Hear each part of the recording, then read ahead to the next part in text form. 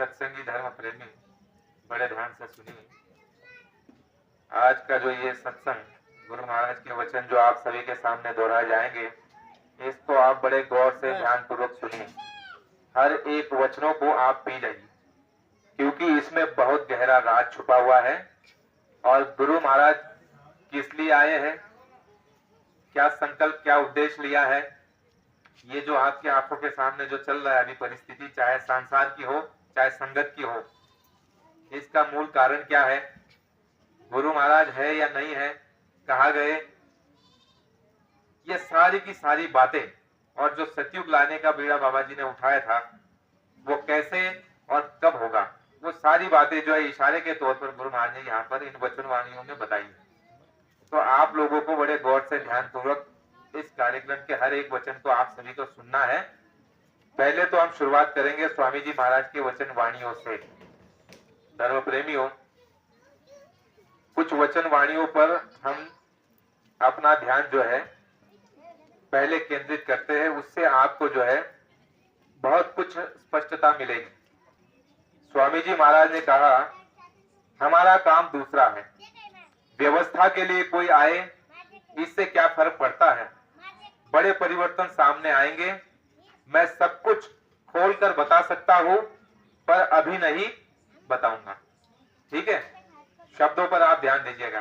क्या बता रहे हैं, मैं मूल वस्तुओं पर, मूल शब्दों पर आपको ले जाना चाहूंगा, ध्यान आपका केंद्रित करना चाहूंगा। यहाँ पर क्या बता रहे हैं, मैं सब कुछ खोलकर बता सकता हूं पर अभी नहीं बताऊंगा। जो बातें, यानी कैसे सतयुग आएगा, कैसी व्यवस्था ठीक हो जाएगी, ये सारी की सारी बातें गुरु महाराज ने कहा कि मैं सब कुछ खोलकर बता सकता हूं लेकिन अभी नहीं बता रहा हूं, आने वाले समय में बताऊंगा। तो आप लोगों को बताया क्या बाबा जी ने सारी बातें खोल करके? नहीं, बहुत सी बातें अभी गुप्त है बाबा जी की। पहली बात, महाराज इसको पकड़िए। फिर एक जगह स्वामी जी महाराज ने कहा कि महात्मा सीधा डमरू बजाना जानते हैं, जब सीधा डमरू बजाते हैं तो भीड़ इकट्ठा होती है, वे उल्टा डमरू भी बजाना जानते हैं, और जो परमार्थी होते हैं वही टिक जाते हैं। आप लोगों के साथ में ये घटना हुई कि नहीं हुई? बाबा जी ने ये बात जयपुर में बताई थी। सबसे पहले होली का कार्यक्रम था। होली के कार्यक्रम में स्वामी जी महाराज रंग लगाते थे और कई बार जो है पेड़ पर चढ़ जाते थे, और पेड़ पर चढ़ जाने के बाद वहां पर हाथ में डमरू लेकर के ऐसे ऐसे बजाते थे। तो जैसे स्वामी जी महाराज डमरू बजाते थे तो बहुत सारी भीड़ इकट्ठा हो जाती थी।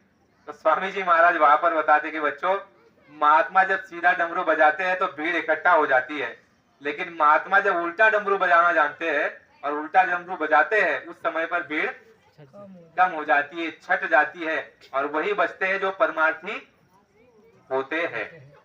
तो बाबा जी ने डमरू बजाया कि नहीं बजाया? जब सीधा बजाया तो पूरे हिंदुस्तान में देश दुनिया से लोग दौड़ करके बाबा जी के पास आए, और जब उल्टा डमरू बजा दिया तो देखो अभी बाबा जी के पास कितने प्रेमी हैं, बहुत गिनती के, जो बाबा जी को मानते हैं, बाबा जी को जानते हैं, बाबा जी को समझते हैं, कहते हैं कि हमारे गुरु केवल बाबा जी है और हम इन्हीं को मानते हैं। ऐसे बहुत कम लोग आपको मिलेंगे।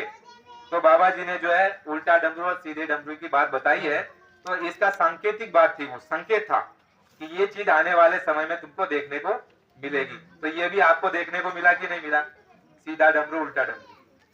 फिर आगे गुरु महाराज कह रहे हैं कि यदि कोई शासक जनता को खुशहाल बनाना चाहता है तो दिल्ली की भूमि पर बैठकर खुशहाल नहीं बना सकता।